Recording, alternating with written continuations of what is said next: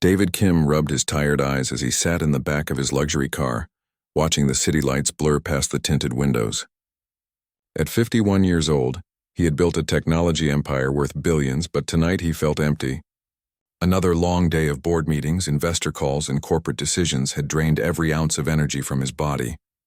His phone buzzed constantly with messages from assistants, lawyers, and business partners, but he just turned it face down on the leather seat beside him. "Take me somewhere quiet," he told his driver, Michael, who had been with him for over 8 years. "Somewhere normal. I don't want to see another fancy restaurant or hotel tonight." Michael glanced in the rearview mirror, surprised by the unusual request. David always went to the same upscale places, restaurants where meals cost more than most people made in a week. But tonight was different. Tonight David felt disconnected from the real world, lost in a bubble of wealth that sometimes felt more like a prison. 20 minutes later, the car pulled up in front of a small, brightly lit diner called Sunset Family Restaurant. The neon sign flickered slightly, and through the large windows, David could see a handful of customers scattered across red vinyl booths. It was the kind of place he hadn't been to in decades, the kind of place that reminded him of his childhood, before the money and success changed everything. "Sir, are you sure about this place?" Michael asked, looking uncertain. David was already opening the car door. "I'll call you when I'm ready," he said, stepping onto the sidewalk. The cool night air hit his face, and for the first time all day, he took a deep breath that actually felt refreshing. The bell above the door chimed as David walked into the diner. The smell of coffee and freshly baked pie filled the air, and he immediately felt a sense of warmth he hadn't experienced in his usual high-end establishments. The floor was checkered black and white tile, slightly worn but spotlessly clean. Old photographs of the neighborhood hung on the walls, and a vintage jukebox sat silently in the corner. "Sit anywhere you'd like." "Honey?" called a cheerful voice from behind the counter. David looked up to see a woman in her late 20s approaching with a warm smile. She wore a simple blue uniform with a white apron, her dark hair pulled back in a practical ponytail. There was something immediately genuine about her, the kind of authenticity that David rarely encountered in his world of business deals and corporate politics. "How about this booth by the window?" she suggested, gesturing to a spot where he could watch the quiet street outside. "I'm Lisa, and I'll be taking care of you tonight." David slid into the booth, appreciating how the worn vinyl was actually more comfortable than the expensive chairs in his office. "Thank you, Lisa. I'm David." He realized it felt good to introduce himself so simply without titles or company names. Lisa handed him a laminated menu that had clearly seen thousands of customers. "First time here?" she asked, refilling his water glass without being asked. "Yes, and I have to say it's exactly what I needed tonight," David replied honestly. "It's been a long day." "I know that feeling," Lisa said with a laugh that didn't hide the tiredness in her eyes. "Sometimes a quiet place and some comfort food can fix just about anything. Our apple pie is homemade and the coffee's fresh. Can I start you with something to drink?" As Lisa poured his coffee, David found himself studying her face. Despite the obvious exhaustion, she moved with purpose and treated him with the same genuine kindness he imagined she showed every customer. There was something peaceful about watching her work. No hidden agendas, no attempts to impress him for personal gain. "The pie sounds perfect," David said. "And maybe you could recommend something for dinner." "I trust your judgment." Lisa's face lit up. "The meatloaf is really good tonight, and it comes with mashed potatoes and green beans. It's comfort food at its finest. Nothing fancy, but it'll fill you up and make you feel better." While Lisa went to place his order, David looked around the diner more carefully. He noticed how she checked on the elderly man in the corner booth, making sure his coffee stayed warm. She laughed with the young couple by the door, asking about their baby whose photo they proudly showed her. Every interaction was real, unforced, and full of genuine care. When Lisa returned with his pie, David couldn't help but ask, "Have you worked here long?" "About 2 years now," she said, sitting on the edge of the booth for just a moment. "It's the night shift, which works well for me because I can be home with my daughter during the day. She's 6, and she's the light of my life." The way Lisa's entire face changed when she mentioned her daughter made David smile. "What's her name?" "Sophie," Lisa said, pulling out her phone to show him a picture. "She's starting first grade next month, and she's so excited. She wants to be a doctor when she grows up. Says she wants to help people feel better. David looked at the photo of a beautiful little girl with bright eyes and a gap-toothed grin. She looks like a smart kid. Takes after her mom, I bet. Lisa blushed slightly. She's definitely smarter than me.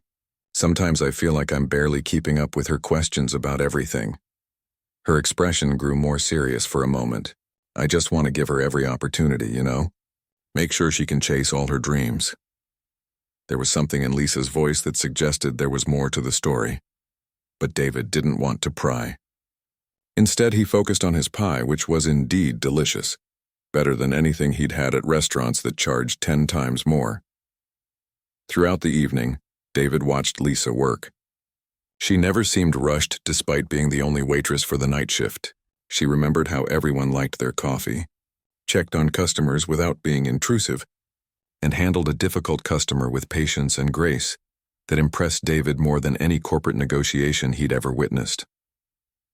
When a family with 3 young children came in around 10 o'clock, looking stressed and tired, Lisa immediately went out of her way to make them comfortable. She brought extra napkins without being asked, suggested the kids' menu options that would come out quickly, and even found some crayons and paper to keep the children occupied while they waited. "You're really good at this," David told her when she came to refill his coffee again. "At what?" Lisa asked, genuinely confused. "Taking care of people. Making them feel welcome. It's a gift." Lisa smiled, but there was something sad in her eyes. Everyone deserves to feel important no matter what kind of day they're having. Sometimes a friendly face and a good meal are all people need to remember that things will get better. As the evening wound down and the diner grew quieter, David found himself not wanting to leave. This simple place with its honest food and authentic atmosphere had given him something he'd been missing for years, a connection to real life, to people who genuinely cared about each other without expecting anything in return. It was getting close to midnight when David noticed Lisa checking the clock on the wall. The diner had grown quieter with only 4 customers remaining. An elderly gentleman named Frank sat in his usual corner booth, slowly sipping his coffee and reading yesterday's newspaper. A young couple sat near the door, sharing a slice of chocolate cake and whispering to each other about their upcoming wedding. David remained in his window booth in no hurry to return to his empty mansion. Lisa was wiping down the counter when she glanced toward the large front windows. David noticed her pause for just a moment, squinting at something outside, but then she continued her work.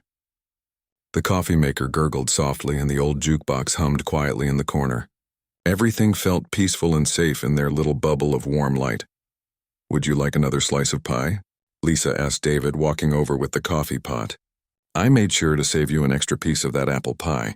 The baker who makes our desserts taught me his secret recipe." David was about to answer when the front door suddenly burst open with such force that the little bell above it flew off and clattered across the floor. 2 men rushed inside, and immediately the entire atmosphere of the peaceful diner changed.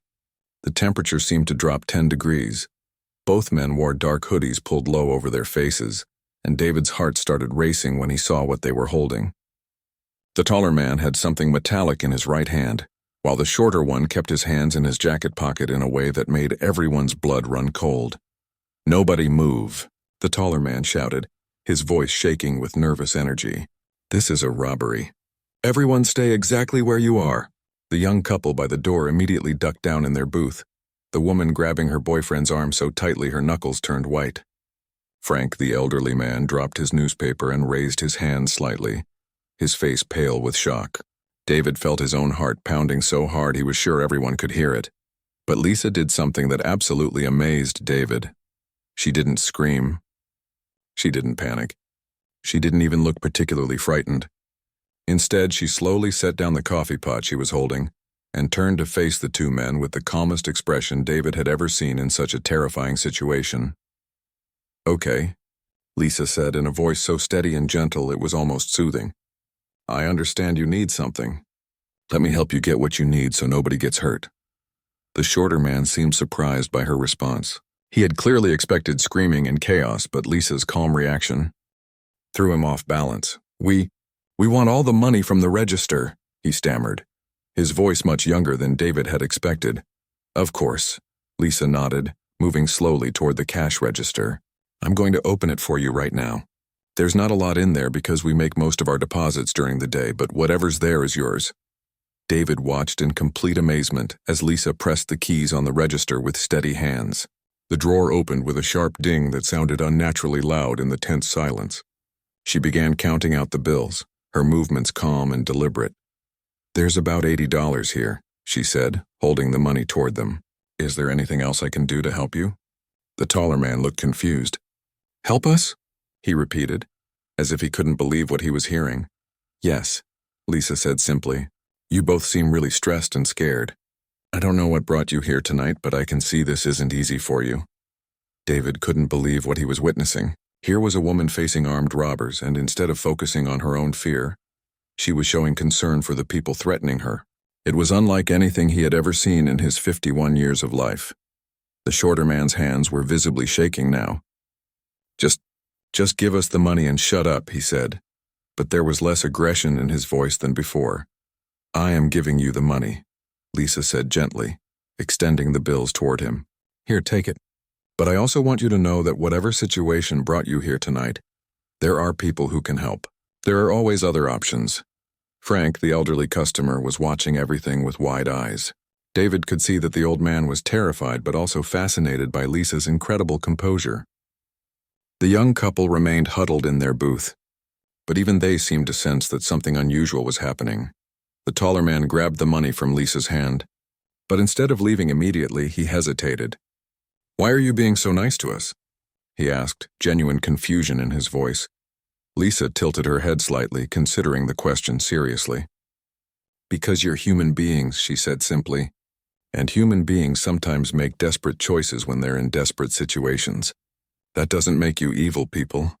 David felt tears forming in his eyes. In his world of business and corporate politics, he had never encountered such pure, instinctive kindness. Lisa wasn't putting on an act or trying to manipulate the situation. She was simply being herself, someone who saw the humanity in everyone, even in this terrifying moment. "Look," the shorter man said, his voice cracking slightly. "We don't want to hurt anybody. We needed the money for something important." "I believe you," Lisa said, and David could tell she meant it completely. "And I hope whatever you're dealing with gets better. I really do." The two men looked at each other, clearly not knowing how to handle this unexpected response. They had probably robbed other places before, but they had never encountered someone like Lisa. Then something happened that made David's heart nearly stop. The shorter man reached into his jacket pocket and pulled out a small stack of crumpled bills. "This is $43, he said, his voice barely above a whisper. "It's all the tip money I made today from my delivery job. You can have it back if you need it more than we do." "Keep your money," Lisa said immediately. "I can see you need it for something important. But please, when you leave here, think about getting help in a better way. There are people and organizations that care about you and want to help." The taller man was staring at Lisa as if she was some kind of miracle he couldn't understand. "You're not even mad at us?" Lisa shook her head. "I'm worried about you," she said honestly. "Both of you. You seem like you're in a lot of pain, and that makes me sad. I hope you find whatever peace you're looking for." David watched as both men's shoulders seemed to sag with some emotion he couldn't quite identify. Relief? Guilt? Gratitude? Maybe all three. The shorter man wiped his eyes with his sleeve, and for a moment David saw that under the hood was just a young kid, probably not even 20 years old. "We're sorry," the kid whispered. "We're really sorry." "I know you are," Lisa said gently. "And I forgive you. Now please be safe out there." The two men turned and walked toward the door, moving much more slowly than they had when they entered. Before leaving, the taller one turned back one last time. "Thank you," he said quietly, and then they were gone into the night. The silence that followed was deafening. David looked around at the other customers, all of whom seemed to be processing what had just happened. Lisa calmly walked over and picked up the phone to call the police, her hands still perfectly steady. "Is everyone okay?" she asked, looking around the diner with genuine concern for each person there. The first police car arrived within 6 minutes, its red and blue lights painting the diner walls in flashing colors. Officer Rodriguez stepped through the front door, followed by his partner, Officer Johnson. They both looked tense and ready for action, but the calm scene inside seemed to confuse them. "We got a call about an armed robbery," Officer Rodriguez said, looking around at everyone sitting peacefully in their booths. Is everyone safe? Do we need paramedics? Lisa walked over to meet them, still moving with that same steady grace that had amazed David throughout the entire incident. Everyone's fine, officers. No one was hurt, and the 2 men left about 10 minutes ago. Can you describe what happened, ma'am? Officer Johnson asked, pulling out his notepad. David watched as Lisa calmly recounted the events, speaking clearly and providing detailed descriptions of both men. What struck him most was how she described them, not as dangerous criminals, but as 2 scared individuals who seemed to be in some kind of desperate situation. The younger one was probably around 19 or 20, Lisa explained. He kept wiping his nose like he might have been crying before they came in. The older one seemed nervous too, like this wasn't something he really wanted to be doing. Officer Rodriguez raised an eyebrow. Ma'am, these men robbed your establishment. They threatened you with weapons. I understand that, Lisa said patiently, but they also seemed genuinely sorry about it. I think they might have been in some kind of emergency situation. The younger one even offered to give me back his own tip money. The 2 officers exchanged glances, clearly not used to robbery victims showing concern for their attackers. David could see they thought Lisa might be in shock, but he knew better. This was just who she was. After giving her statement, Lisa immediately turned her attention back to her customers. She walked over to Frank, the elderly man, and gently placed her hand on his shoulder. How are you feeling, Frank? She asked softly. That must have been really scary for you. Frank looked up at her with watery eyes. I'm okay, dear. But I have to say I've never seen anything like what you did tonight. You were absolutely incredible. I just tried to treat them like human beings, Lisa said, sitting down across from him. Sometimes when people are acting out, it's because they're hurting inside. Next, she checked on the young couple by the door. The woman was still shaking slightly, and her boyfriend had his arm wrapped protectively around her shoulders. Are you both all right? Lisa asked, kneeling down beside their booth. I know that was terrifying.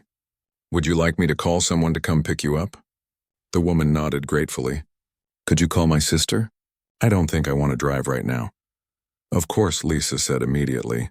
And don't worry about your bill tonight. Everything's on the house after what you went through. David watched all of this with growing amazement. Even after being robbed at gunpoint, Lisa's first concern was making sure everyone else felt safe and cared for. He had never met anyone like her in his entire life. When the police finished taking statements from everyone, Officer Rodriguez approached Lisa one more time. Ma'am, I have to ask, why did you stay so calm during all that? Most people would have been terrified. Lisa considered the question seriously before answering. Getting scared or angry wasn't going to help anyone in that moment, she said simply. Those 2 men were already scared enough for all of us. Sometimes the best thing you can do is just stay steady and show people that you see them as human beings, even when they're making bad choices. But weren't you afraid they might hurt you? Officer Johnson asked. Of course I was nervous, Lisa admitted. But I have a 6-year-old daughter at home, and I promised myself a long time ago that I would always try to make the world a little bit kinder for her. That means treating everyone with respect, even in difficult situations. After the police left and the other customers had gone home, David found himself alone in the diner with Lisa. She was cleaning up, humming softly to herself as if nothing unusual had happened. Lisa, David said, still trying to process everything he had witnessed. Can I ask you something? Sure, she said, wiping down the counter. What you did tonight, that was extraordinary. Where did you learn to stay so calm under pressure? Lisa paused in her cleaning and looked thoughtful. I guess life taught me, she said. When Sophie was born, she had some health problems that required a lot of hospital visits. I learned that getting upset or panicked didn't help her feel better. She needed me to be steady and strong, so that's what I became. Health problems? David asked gently. Lisa's expression grew more serious. She has a heart condition that needs surgery. It's not immediately life-threatening, but it will become dangerous if we don't take care of it soon. The doctors say the operation should fix everything, but... She trailed off. But what? But it costs a lot of money, Lisa said quietly. More money than I can make working here. David felt his heart sink. How much does the surgery cost? About $200,000, Lisa said, trying to keep her voice light. I know it sounds impossible, but I'm working 3 jobs now, and I'm saving every penny I can. Sophie doesn't know how serious it is. I don't want her to worry. She just thinks the doctors want to make her heart stronger. David was quiet for a moment, processing this information. 3 jobs? Lisa nodded. I work here 4 nights a week. I clean offices during the day on Tuesdays and Thursdays, and I deliver groceries for an app on weekends. Sophie stays with my neighbor when I'm working, and she helps Sophie with her homework. When do you sleep? David asked, amazed. I grab a few hours here and there, Lisa said with a tired smile. It's not forever. Once Sophie has her surgery and is healthy, I can probably cut back to just 1 or 2 jobs. David watched as Lisa continued cleaning, and he realized something that took his breath away. This woman, who was working herself to exhaustion to save her daughter's life, had just been robbed of probably $40 or $50 in tips, money she desperately needed, and her first response was to forgive the people who took it and worry about their well-being. Lisa, David said slowly, I have to tell you something. What you did tonight was the most remarkable thing I've ever witnessed. The way you treated those men with kindness and respect even when they were threatening you. I've never seen courage like that. Lisa looked surprised. It wasn't courage, she said. It was just the right thing to do. Everyone deserves to be treated with dignity, no matter what mistakes they've made. As David sat there looking at this incredible woman, he felt something shifting inside his chest. For years he had been surrounded by people who wanted things from him, his money, his influence, his connections. But Lisa had no idea who he was, and even if she did, he knew it wouldn't change how she treated him. She had shown him genuine kindness simply because that's who she was. For the first time in decades, David felt inspired by another human being. And as he watched Lisa finish her work with the same quiet dignity she had shown all evening, he began to form a plan that would change both of their lives forever. David couldn't sleep that night. He sat in his huge, empty mansion, staring out at the city lights and thinking about everything he had witnessed at the diner. The image of Lisa's calm face during the robbery kept playing in his mind, along with her gentle words about everyone deserving dignity and respect. By 6 a.m, David had made a decision. He picked up his phone and called his personal assistant, Rachel, who had been working with him for over 10 years. Rachel, I need you to do some research for me, but I want this kept completely confidential, David said. Of course, Mr. Kim. What do you need? There's a waitress named Lisa who works at Sunset Family Restaurant on Maple Street. I need to know everything about her situation, especially regarding her daughter's medical condition. But Rachel, this is very important. I don't want anyone to know I'm asking about this. Can you handle it discreetly? Rachel had worked for David long enough to know when he was serious about something. I'll take care of it personally, she promised. While Rachel began her research, David decided to do some investigating of his own. He drove back to Lisa's neighborhood during the day, when he knew she would be home with Sophie. The area was modest but well-maintained, with small houses and tidy yards. David parked across the street from Lisa's address and simply observed. Around 10 a.m, he saw Lisa come out of her house holding the hand of a beautiful little girl with dark curls and bright eyes. Even from a distance, David could see that Sophie moved a bit more slowly than other children her age. And Lisa was very protective, keeping her close as they walked to a small playground at the end of the street. David watched as Lisa pushed Sophie on the swings, both of them laughing together. It was clear that despite all her struggles, Lisa was doing everything she could to give her daughter a normal, happy childhood. Later that afternoon, David decided to visit the local grocery store where Rachel had discovered Lisa worked part-time on weekends. He spoke to the manager, a friendly woman named Betty who had known Lisa for over a year. Oh, Lisa is absolutely wonderful, Betty said when David asked about her. She's one of the most reliable employees we've ever had. Always shows up on time, never complains, and the customers love her. She has this way of making everyone feel special, you know? Has she ever mentioned her daughter's medical situation? David asked carefully. Betty's expression grew more serious. Poor thing has been working herself to death trying to save money for Sophie's surgery. She never talks about how hard it is, but we can all see how tired she gets. Last month she picked up extra shifts during the week even though she already works nights at the diner. I told her she was pushing herself too hard, but she just smiled and said Sophie was worth it. What kind of person is she to work with? David asked. The best, Betty said without hesitation. When my husband was in the hospital last year, Lisa covered my shifts without being asked. When the new guy was struggling to learn the register system, She stayed late to help train him on her own time. She's just genuinely good people. David's next stop was Sophie's elementary school. He spoke with the principal, Mrs. Garcia, who had known Sophie since kindergarten. Sophie is such a bright, sweet child, Mrs. Garcia said. And her mother, Lisa, is incredibly involved despite working so many jobs. She never misses a parent-teacher conference, always helps with school fundraisers and volunteers for field trips whenever she can get time off work. How does Sophie handle her medical condition? David asked. You know, that little girl has such a positive attitude, Mrs. Garcia replied. She knows she can't run as much as the other kids, but she never complains. Lisa has taught her to be grateful for what she has. Just last week, Sophie gave her lunch money to a classmate whose family was struggling. When I asked her about it, she said her mom taught her that helping others always makes you feel better. David left the school feeling even more amazed by this family. Everywhere he went, people had nothing but wonderful things to say about Lisa and Sophie. Meanwhile, Rachel had been doing her own investigation. When she called David that evening, her report was thorough and heartbreaking. Mr. Kim, Lisa Johnson is 28 years old, single mother, working 3 jobs to pay for her daughter's heart surgery, Rachel began. Sophie has a condition called pulmonary valve stenosis. It's serious but completely treatable with surgery. The operation costs exactly $187,000, and Lisa has managed to save about $31,000 so far. How long has she been saving? David asked. 2 years, Rachel replied. She's been putting away every extra penny.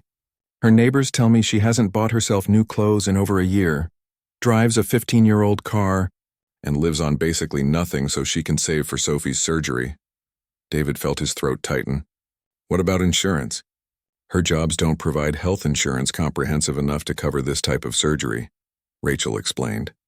She's applied for assistance programs, but there are waiting lists and Sophie's condition is getting worse. The doctors say she needs the surgery within the next 6 months. There's something else, Mr. Kim, Rachel continued. I also looked into those 2 men from the robbery. The police identified them from the diner's security footage. And the younger man is named Carlos. He's 19, works delivery jobs, and his mother needs kidney dialysis that his family can't afford. The older man is Tony, and his son was just diagnosed with leukemia. They were desperate to pay for medical treatments. David sat in silence for a long moment, processing all this information. Here was Lisa, working herself to exhaustion to save her daughter's life, and the men who robbed her were in similarly desperate situations. No wonder Lisa had shown them such compassion.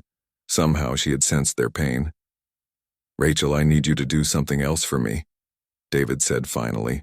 Find out everything about Carlos's mother's dialysis needs and Tony's son's cancer treatment. Get me exact costs, best doctors, everything.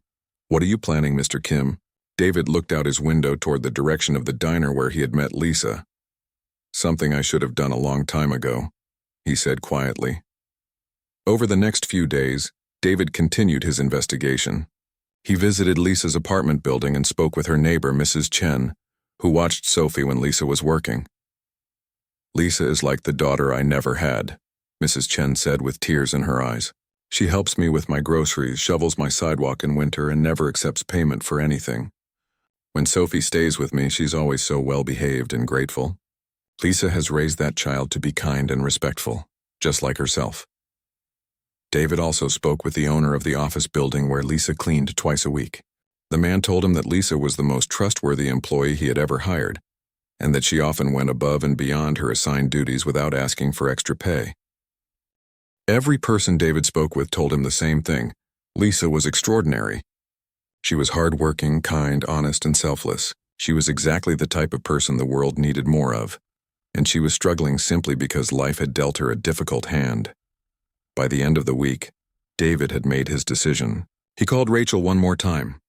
I want you to arrange meetings with Carlos's family and Tony's family, he said. Don't tell them who I am or why I want to meet them. Just say someone wants to help with their medical situations. And Lisa? Rachel asked. David smiled for the first time in days. Lisa is going to get the surprise of her lifetime. 3 weeks after the robbery, David returned to Sunset Family Restaurant. It was another quiet night, and Lisa was working her usual shift. When she saw him walk through the door, her face lit up with genuine happiness. David, I was hoping you'd come back, Lisa said, walking over to greet him. How have you been? I've thought about you a lot since that crazy night. I've been thinking about you too, Lisa, David said, settling into the same booth by the window. Actually, that's why I'm here. I have something important to discuss with you. Lisa poured his coffee and sat down across from him, just like she had that first night. Is everything okay? You look nervous, David took a deep breath. He had rehearsed this moment for days, but now that it was here, his heart was racing. Lisa, before I say anything else, I need to ask you something. What would you do if someone offered to pay for Sophie's surgery? Lisa's eyes widened. What do you mean? I mean, what if someone wanted to cover the entire cost of the operation plus all the recovery expenses? Lisa stared at him for a long moment, her coffee cup forgotten in her hands. David, that's $187,000. Nobody just gives away that kind of money. Some people do, David said quietly. What would you do? Lisa's eyes filled with tears. I would cry, she said honestly. And then I would probably ask what I could do to pay them back, because I could never accept something like that without finding a way to return the favor. David smiled. This was exactly the response he had expected from her. Lisa, I need to tell you who I really am. Over the next 10 minutes, David explained everything. He told Lisa about his technology company, his billions of dollars, and how that night at the diner had changed his entire perspective on life. Lisa listened in complete shock, occasionally asking him to repeat something because she couldn't believe what she was hearing. You're telling me you're David Kim, the CEO of TechVision? Lisa finally asked, her voice barely above a whisper. Yes, David said simply. And I'm telling you that Sophie's surgery will be paid for in full, along with all her recovery costs and any future medical needs she might have. Lisa burst into tears. Not quiet tears, but deep, overwhelming sobs that came from years of stress and worry, finally being lifted from her shoulders. David reached across the table and took her hands, waiting patiently while she processed the news. But why? Lisa finally managed to ask through her tears. Why would you do this for us? Because that night you showed me what real courage looks like, David said. You showed me what it means to treat people with dignity and respect, even in the most difficult circumstances. You reminded me that kindness isn't about what you have, it's about who you are. But David wasn't finished. Over the next hour, he told Lisa about his investigation into her life, and how everyone he spoke with had confirmed what he already knew. She was an extraordinary person who deserved so much more than the struggles she had been facing. Lisa, I want to offer you a job, David said. I'm starting a foundation to help families like yours. Families facing medical crises they can't afford. I want you to run it. Lisa looked confused. But I don't have experience running a foundation. I'm just a waitress. You're not just anything, David said firmly. You have something that can't be taught in business school. You have genuine compassion and the ability to see the best in people, even when they're at their worst. That's exactly what this foundation needs. David explained that the job would pay $120,000 a year, include full health benefits for her and Sophie, and allow her to help thousands of families facing the same struggles she had been through. I don't understand, Lisa said, still crying. This feels like a dream. It's not a dream, David assured her. But there's more. David pulled out his phone and showed Lisa a video that had been posted on social media earlier that day. It was security footage from the diner, showing the robbery and Lisa's incredible response. The video had already been viewed over 2 million times. How did this get online? Lisa asked, watching herself stay calm while facing the armed men. I posted it, David admitted. With the police department's permission, of course. Lisa, the whole world needs to see what you did that night. They need to see what real kindness looks like. The video had indeed gone viral. Comments were pouring in from people all over the world, praising Lisa's courage and compassion. News stations were calling it the most incredible act of humanity ever caught on camera. But David had saved the biggest surprise for last. Lisa, do you remember what you said to me after the police left that night? David asked. Not really, Lisa said, still overwhelmed by everything. I was pretty shaken up. David pulled out a small recording device. I recorded our conversation that night because I knew it was something special. With your permission, I'd like to share this with the world. David played the recording of Lisa saying, I just hope those men find peace. Everyone deserves a chance at happiness, no matter what mistakes they've made. I want to play this during a press conference tomorrow, David said. I want the world to hear your voice saying those words because they represent everything that's good about humanity." Lisa was quiet for a long time, processing everything David had told her. Finally, she looked up at him with tears still streaming down her face. "What about Carlos and Tony?" she asked. "The men who robbed us? Are they okay?" David's heart swelled with admiration. Even after learning that her entire life was about to change, Lisa's first concern was still for the people who had threatened her. "They're going to be fine," David assured her. "Carlos's mother is starting dialysis treatments next week, fully paid for. Tony's son begins cancer treatment at the best children's hospital in the country. They'll both have jobs waiting for them when they're ready to work again." "You helped them too?" Lisa asked in amazement. "Because of you," David said. "You taught me that everyone deserves compassion, even when they make bad choices." The press conference the next day shocked the entire world. David announced the creation of the Lisa Johnson Foundation with an initial donation of $50 million. He told Lisa's story, played the security footage, and shared the recording of her words about everyone deserving happiness. Within hours, the foundation's website crashed from traffic. Donations poured in from people around the globe who were inspired by Lisa's story. Celebrities shared the video, news programs ran special segments, and Lisa's kindness became the top trending hashtag worldwide. But the most shocking moment came when David revealed that Lisa had no idea the press conference was happening. Live on television, he called her at the diner where she was working her final shift. "Lisa," David said into the phone while millions watched, "I want you to know that your kindness has inspired people all over the world." The foundation now has over $100 million in donations, and it's all because people saw what real compassion looks like. The final surprise came 2 months later. Sophie's surgery was a complete success, and while she was recovering, Lisa received a letter that made her cry all over again. It was from Carlos and Tony, thanking her for treating them like human beings during the worst moment of their lives.